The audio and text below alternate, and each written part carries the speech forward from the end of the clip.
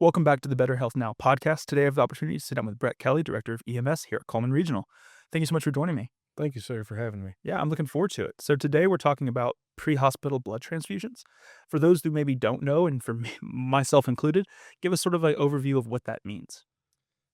Pre-hospital blood products are two-component therapy. One is packed red blood cells, the other is a plasma therapy.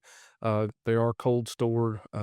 These products are one is for resuscitation of blood and oxygen carrying capabilities. Another one is a fluid, um, more of a plasma to resuscitate hemodynamically, meaning increased blood pressure, decreased heart rates, and things of that nature that helps patients in trauma primarily survive. Yeah, And and because like those first few minutes can be really are critical when y'all are arriving on site. Like, how critical is that? And like, how do y'all kind of look at if that's the best fit and like knowing capturing that particular moment so you're able to adequately serve the patient that's there. yes, sir. Well, we're trying to decrease mortality.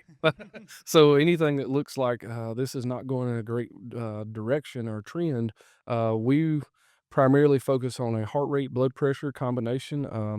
We can do a revised trauma scale that's a EMS and hospital term, more of an assessment. Um, but using those variables at first, really quick with a patient and their history, we can develop a process that says, "Hey, this patient is a they're being selected for blood products." And based on a few other variables, obviously the injuries they sustain plays the major part.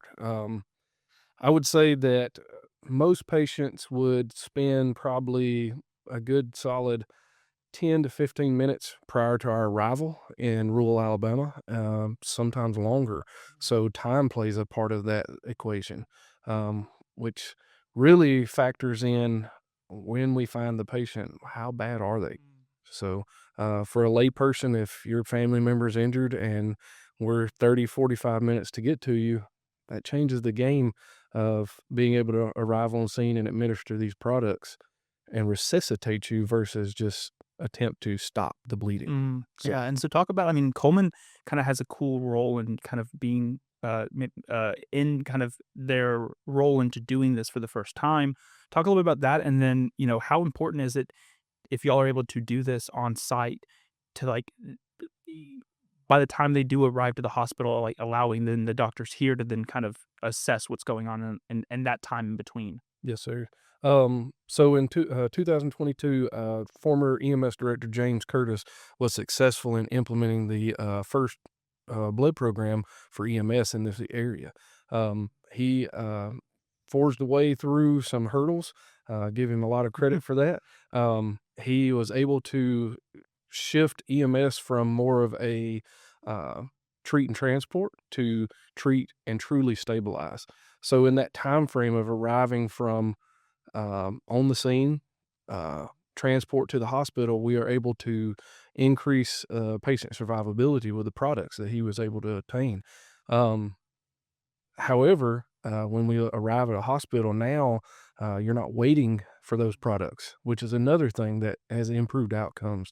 We have some recent cases of that, and historical cases of that we've been able to extrapolate data from them and say, hey, by having this blood product first, before we add anything else to the mix, these patients are waking up complaining of pain, where before they were semi-conscious or unconscious, and we arrive to the hospital, and oftentimes ER physicians are like, well, this doesn't seem as bad as I thought it was, but truly it was. But prior to, they may have been unconscious or semi-conscious, and by administering the products, we brought up just more. Um, we decreased mortality. Yeah, So and it's like you said, depending on the distance you're having to travel and the distance then to get back to the hospital, these products make that the patient's journey so much better. So that by the time they get here, like the doctors are seeing them at a stage that does look so much better than what y'all had maybe arrived to, yes, so that y'all are able to kind of make it the best case scenario for those doctors here, and then being able to then save their lives once they arrive here at the hospital. Cullman Regional EMS was also the first in Alabama to be certified as a critical care paramedic service. What does that mean, and how is this critical care different from the standard paramedic? So it's an advanced formulary. We are able to carry different drugs, including blood, and some advanced equipment. One of the major pieces of equipment that we were able to put on the trucks were ventilators. Back pre-COVID, ventilators were kind of few and far between in the EMS world. Specialty care, critical care services were able to obtain that certification and then add ventilator training and education into the mix, again, resuscitating people, stabilizing people prior to the arrival to the hospital. Then the formulary that comes with it, we broadened our formulary to the point that we match a lot of our smaller hospitals' ERs. They are capable of carrying a very large product list of drugs, and with that, they were able to um, look at it from a data perspective and say, "Hey, these are very instrumental in driving EMS." I'll give a quick shout out for this, but 10 years ago in EMS, in Alabama at least, we were, as a paramedic, we were able to basically stabilize on the scene very loosely, then transport rapidly, where now we're not as emergent. We can still transport at a rapid speed if we need to, but it's safer for the citizen, safer through traffic, safer for the patient. And even the family has time to gather belongings, do some things, because we're able to stabilize more than we are in an emergent situation. Yeah, I mean, it's incredible just like how small, like not necessarily small things, but incremental things over the last few years has really allowed the job that y'all are providing to be even more efficient and more life saving. Um, how many critical care paramedics do you have on staff, and what does it mean for the community of our size? Yes, sir. Currently, I believe I have 18 critical care paramedics. We just hosted a critical care review course. Um, with that course, we had 19 participants. We were able to offer it to the community, including some of our local fire departments, local EMS services that are not in Cullman County.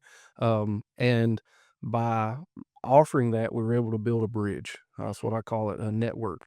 But with that bridge, we were able to communicate some of the gaps of rural Alabama, and close those gaps by using these critical care paramedics. With their scope, they can stand on scene a little longer. They can transport a little further distance. They can do some things that a standard paramedic may struggle with. Mm, But also, at the same time, our paramedics increased their capabilities following the critical care paramedic. So now we have more of a pipeline, as I like to say, through education and training and competencies that our paramedics are growing as well. So it's very beneficial to have a critical care based service, this advanced formulary and everything together. It just works as a network or a system that we really benefit this Coleman County. yeah. Um, as you were asking the question of how much does it make in a difference to this population, Coleman County is booming. Mhm. Coleman County is growing rapidly. Um, to absorb some of the growth, we have to be able to push a little bit more of an envelope in distance. Um, as we move further away from the centralized location of hospitals, which is where most of Coleman County is moving to. And going out into those distances, we feel more confident in our paramedics, EMTs, advanced EMTs, all the above, but also having that safety net of critical care paramedics to what we call a quick response vehicle, QRV, to make a transit to them Mm. and do some resuscitation efforts with them. So they become a plus to our community. So the more we get, the better it gets. Yeah, I mean, it's incredible. You said the area is growing like crazy, and so being able to, grow the radius that y'all are able to support, but then also have that ability that you can, on site, be in their driveway and really provide exceptional support to them, knowing that you don't just have to get them and go kind of thing. And like being able to do that, especially because the distances are not going to get shorter. No, sir. They're just going to get longer and longer and longer. What should someone know, or like as we kind of wrap up, if someone's listening and obviously you're not wanting them to have any issue to call 911, but if that experience is something that they have, like what would you want to leave them with and want them to know about the services y'all provide here in Cullman County? Two major things for me. One is we are a hospital based system. The hospital supports us fully. We're growing, we're expanding.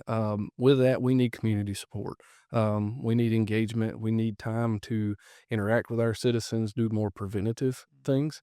But on the other side of that, number two is that we need to create channels for our people in our community to get engaged, buy in, be a part of Coleman EMS. EMS is what some would consider a dying breed. There's not a lot coming in. It's hard to retain these employees. Um, we do a great job here. We're fully staffed, which is uncommon to hear in EMS these days. We have great outcomes. It's a great place to work.